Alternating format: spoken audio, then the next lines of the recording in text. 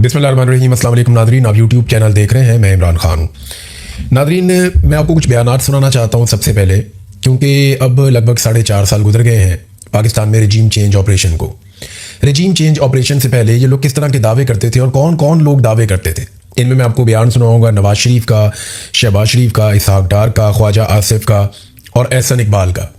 उस वक्त ये लोग कहते थे कि इमरान खान ने पाकिस्तान की मईशत का और पाकिस्तान के सारे इंफ्रास्ट्रक्चर का बेड़ा गर्क कर दिया, लिहाजा अब हम आएंगे, हमारे पास बड़ी शानदार टीम है और हम पाकिस्तान को वापस पैरों पे खड़ा करेंगे और उसके लिए हमें ज़्यादा वक्त नहीं चाहिए, हमारे पास बहुत तजर्बा, हम फटाफट कर लेंगे। इन्होंने बाद में किया क्या वो बाद में बताता हूँ, लेकिन इनके दावे उस वक्त क्या थे जब इमरान खान की हुकूमत गिराकर जर्नैल इनके साथ मिलकर साजिश कर रहे थे और इनको इक़्तिदार में लाया जा रहा था, इनके मुकदमात ख़त्म करके। जरा ये इनके अब बड़े बड़े दावे सुनिए। पहले नवाज शरीफ, समझता हूँ कि हमारे पास अल्लाह के फजल करम से एक टीम है, तजुर्बाकार लोगों की टीम है। इंशाल्लाह अगर अल्लाह कौम मौका देती है, अवाम मौका दे, तो ये 3-4 साल के अरसे में दोबारा पाकिस्तान रीसेट हो सकता है। मुस्लिम लीग नून वाहिद जमात है जिसके पास वो टीम है, जिसके पास डिलीवर करने की सलाहियत है और यही मुल्क को इन बहरानों से निकाल सकती है। टीम भी है, तजुर्बा भी है, किस तरह महंगाई को, इसके नासूर को कंट्रोल। तमाम मुश्किलात का हल है हमारे पास, तमाम चीजें सॉर्ट आउट हुई हैं कि इस मर्ज की दवा क्या है, हमें पता है कौन सी दवा है, एंटीबायोटिक देनी है, एस्पिरिन देनी है, पैनाडोल देनी है, सब पता है। हमारी बहुत शानदार मेहनती टीम है। जो महंगाई का तूफान पिछले 5 साल से रहा, उसमें कमी लाने के लिए नवाज शरीफ दिन रात हम सब मिलकर मेहनत। जी, आपने सुना, ये शुरू किया नवाज शरीफ से, उसके बाद फिर आपने देखा जो इख्तिताम पे एक क्लिप था, उसमें शहबाज शरीफ और नवाज शरीफ इकट्ठे बैठे हुए हैं और वो कह रहे हैं जनाब हमारे पास टीम है, हम जानते हैं कैसे पाकिस्तान को ठीक करना है।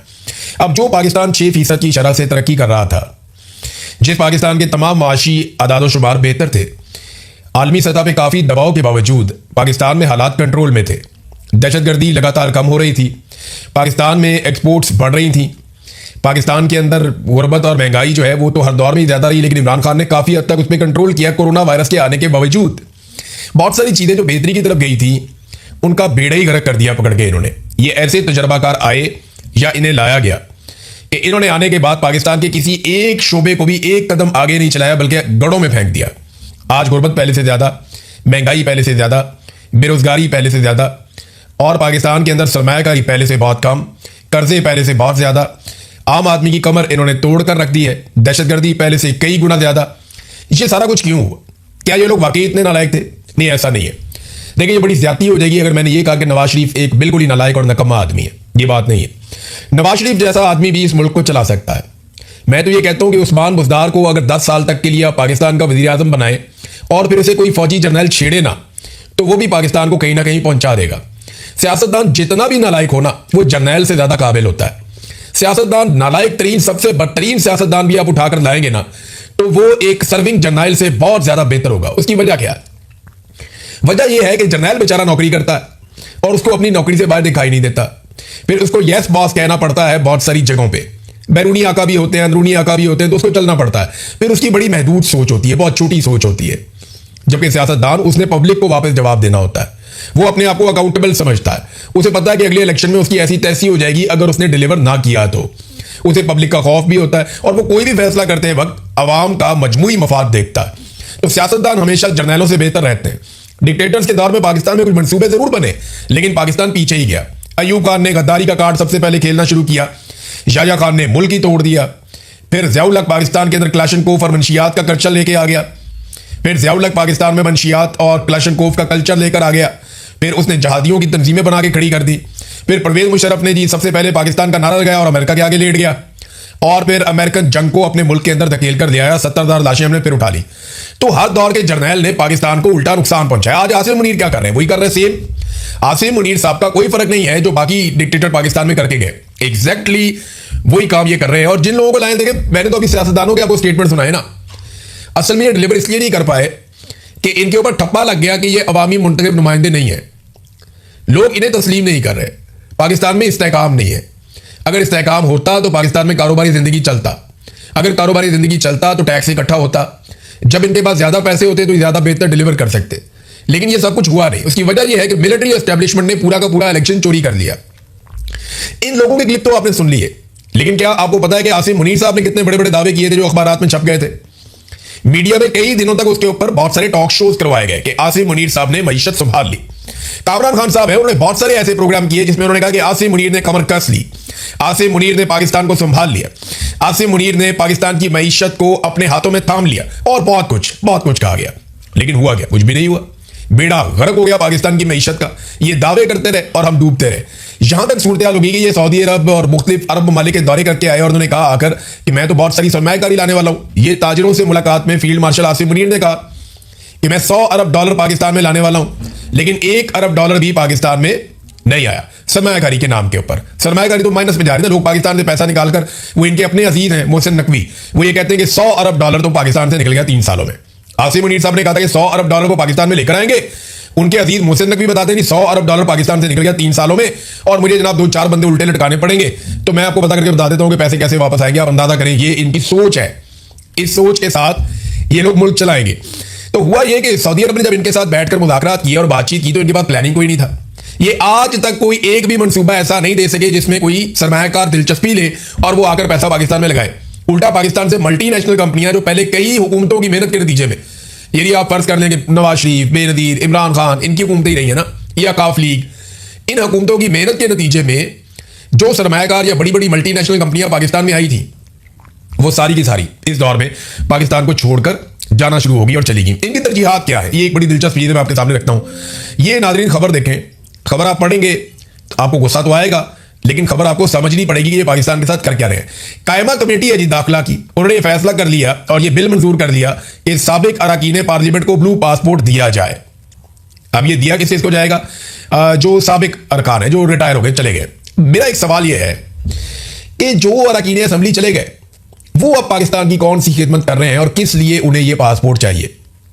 यहां पे तो जो आता है लूट मार करके जाता है, पाकिस्तान मजीद पीछे जाता है। तो इन पार्लियामेंटेरियन ने ऐसा कौन सा तीर मारा या ऐसा कौन सी कानून साजी की है, ऐसा कौन सा काम किया कि इनके रिटायर होने के बाद भी इन्हें ब्लू पासपोर्ट ता हयात जारी कर दिए जाए कि जब तक आप मरते नहीं है, मरते दम तक आपके पास ब्लू पासपोर्ट होंगे, आप दुनिया में जहां मर्जी ट्रेवल करें, आपको खसूसी मुराद मुयस्सर रहेगी। क्यों ब्लू पासपोर्ट क्यों चाहिए? और एक और चीज देखें, उनकी बीवियों को भी मिलेगा और 28 साल से कम उम्र ज़ेरे कफालत बच्चों को भी ब्लू पासपोर्ट मिलेगा। हमारे बच्चे 18 साल की हद और इनके बच्चे 28 साल की हद। आप अंदाजा कीजिए, यानी हम अपने बच्चों के लिए कोई चीज अगर करना चाहें तो वो कहते हैं जी 18 साल का अंडर एज है, तो 18 साल तक के लिए जो है माँ बाप के साथ उसको नत्थी करते हैं। लेकिन यहां पे इनके अपने बच्चे हैं ना, तो वो कहते हैं जी 28 साल तक की उन्होंने हद रख ली कि 28 साल तक हमारे जो ज़ेरे कफालत बच्चे हैं, 28 साल के बाद उसको कहीं ना कहीं एडजस्ट कर देंगे ना, तो 28 साल तक 10 साल एक्स्ट्रा इन्होंने ले लिया कि जनाब 28 साल तक का बच्चा ज़ेरे कफालत हमारा है, तो उसका भी आप ब्लू पासपोर्ट हमें देंगे और हम उसको एंजॉय करेंगे। तो आप अंदाजा कर लें नाज़रीन, ये है इनकी प्रायोरिटीज और इस तरीके से ये पाकिस्तान को चलाना चाहते हैं। तो जब ऐसे पाकिस्तान को चलाएंगे तो हालात पाकिस्तान के वही रहेंगे जो आज हैं। देखिए, गंदम के बारे में मैं आपको बार बार कहता रहा ना, वो इनकी तरजीह में नहीं है। IMF के कहने के ऊपर इन्होंने गंदम की खरीदारी भी बंद कर दी और प्राइवेट लोगों ने खरीदना शुरू कर दी।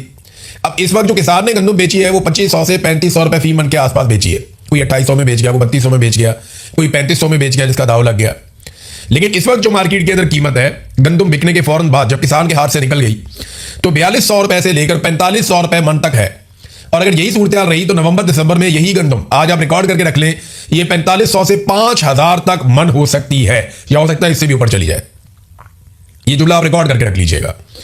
तो ये क्यों हो रहा है? ये इसलिए हो रहा है कि ये पाकिस्तानी किसानों को फायदा नहीं देना चाह रहे। सरकार एक रेट मुकर्रर करती, उस रेट पे किसानों से गंदम लेती और उससे फायदा भी होता, किसान को भी होता, सरकार को भी होता, पाकिस्तानियों को भी होता, और आटे की कीमत भी कंट्रोल में रहती। लेकिन इन्होंने ऐसा करने से इनकार कर दिया, सारा कुछ दे दिया माफिया के हाथ में। माफिया इनके अपने लोग हैं, वो सस्ती गंदम खरीदते थे कि 4 महीने की दिहाड़ी होती है सीधी सीधी।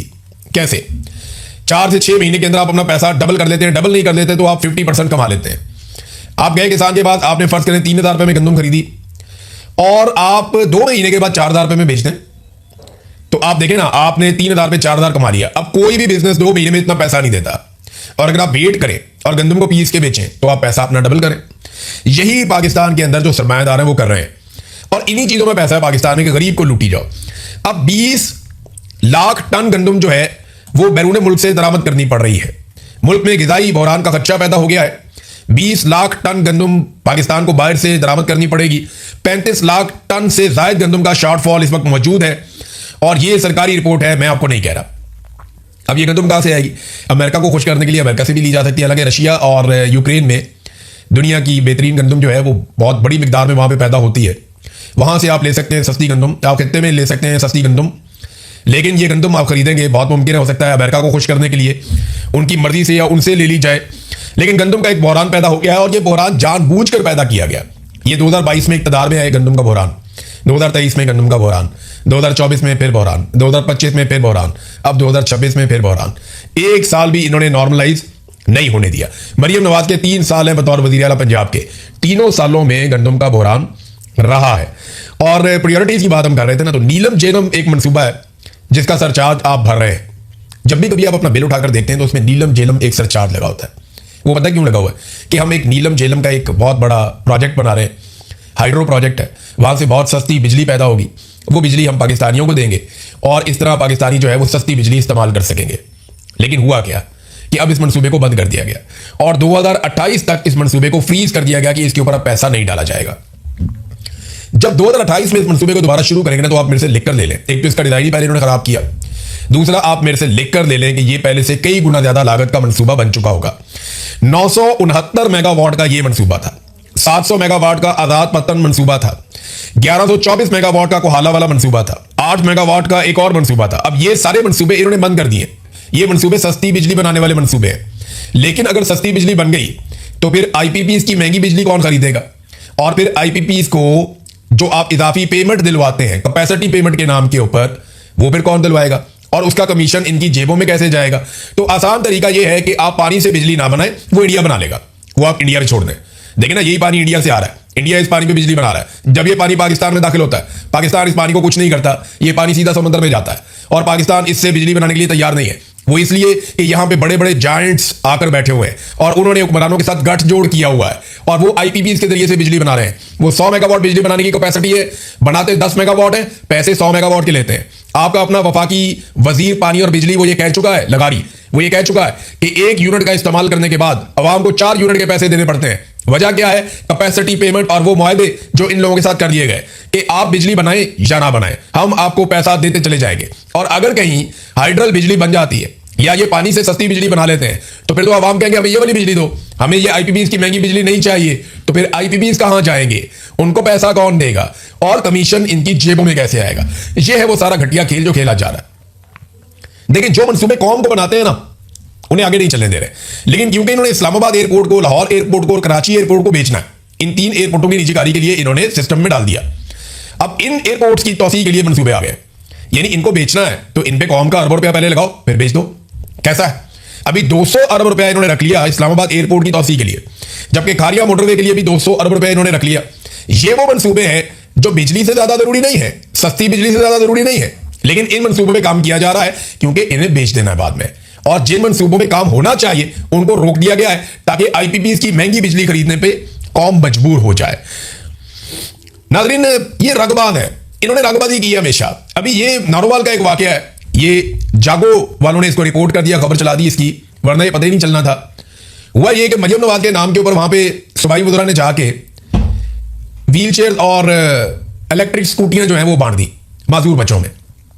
एक माजूर बच्चा है उसको साथ बैठा हुआ, उन्होंने दूसरा माजूर बच्चा है उसको भी साथ बैठा हुआ इंटरव्यू में। एक को मिली थी व्हील चेयर और एक को मिली थी इलेक्ट्रिक स्कूटी, ताकि वो अपनी जिंदगी में थोड़ा नॉर्मल हो पाए।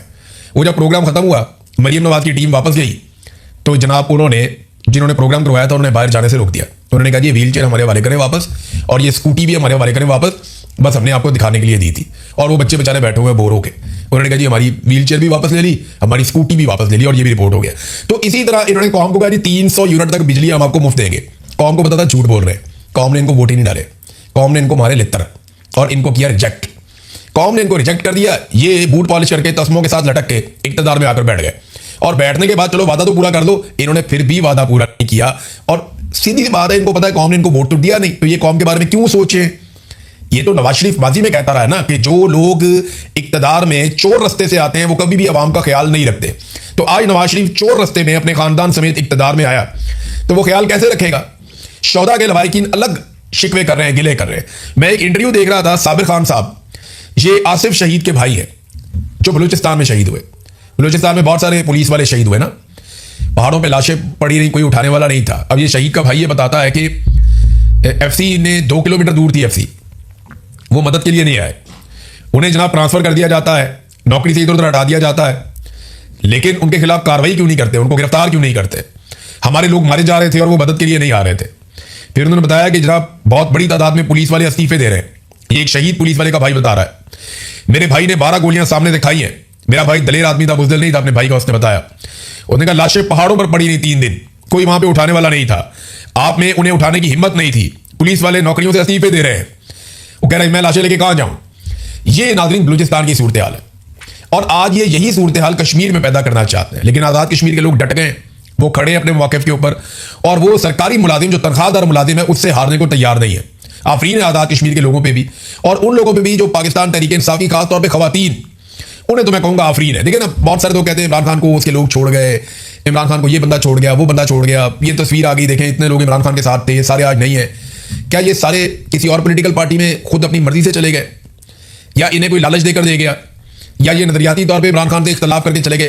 वो भाई उनके ऊपर बंदूकें लेके चढ़ गए थे, जर्नैलों ने फैसला कर लिया था। एक पॉलिटिकल पार्टी होती है, जो सियासी लोग होते हैं वो कोई ट्रेंड कमांडोज नहीं होते, वो कोई बंदूकों से नहीं लड़ सकते, वो बेचारे सियासी लोग होते हैं। इन्होंने मार मार के बेड़ा कर दिया, किसी की बहन, किसी की बेटी, किसी की मां, इन्होंने किसी की बहू उठा ली, हर एक के बेडरूम के अंदर ये घुस गए। लोगों की अपनी इज्जत भी है, किसी का कारोबार बंद कर दिया, हर एक को अलग अलग तरीके से इन्होंने ब्लैकमेल किया। लेकिन इसके बावजूद जो लोग आज भी डट कर खड़े हैं, खासतौर पर खवातीन, उन पर तो आफरीन है, उन तो दोनों हाथों से सलूट है उन्हें कि उन्होंने पाकिस्तान की मिलिट्री एस्टेब्लिशमेंट को हल्कान कर दिया, और ये आज भी परेशान हुए फिरते हैं कि हम इनसे जान कैसे छुड़ाएं। इनमें खास तौर पे इमरान खान है, क्योंकि इमरान खान हार नहीं मानेगा तो बेशुमार लोग हार नहीं मानेंगे। पूरी कौम जो है वो इमरान खान के अंदर लड़ती है, उन्हें लगता है कि ये आदमी जीतेगा तो हम जीत जाएंगे बतौर कौम, और अगर ये आदमी हारेगा तो हम हार जाएंगे बतौर कौम। ये इस वक्त सिचुएशन बनी हुई है। 90% आदमी इमरान खान को, खवातीन व हज़रात पाकिस्तान में जो है वो उसको पसंद करते हैं इसी बुनियाद पे कि उसने उस मिलिट्री एस्टेब्लिशमेंट को चैलेंज कर दिया जो अनडिफीटेबल थे, वो जो चाहते थे पाकिस्तान में करते थे और करते चले आ रहे थे।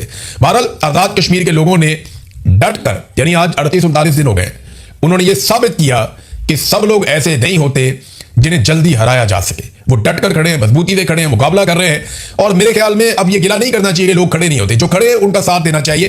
तमाम लोगों को सोशल मीडिया पे बलोचों के लिए और आजाद कश्मीर के लोगों के लिए भरपूर आवाज उठानी चाहिए जो डट कर मुकाबला कर रहे हैं। अब तक के लिए इतने, अपना ख्याल रखिएगा, अपने चैनल का भी। अल्लाह हाफिज़।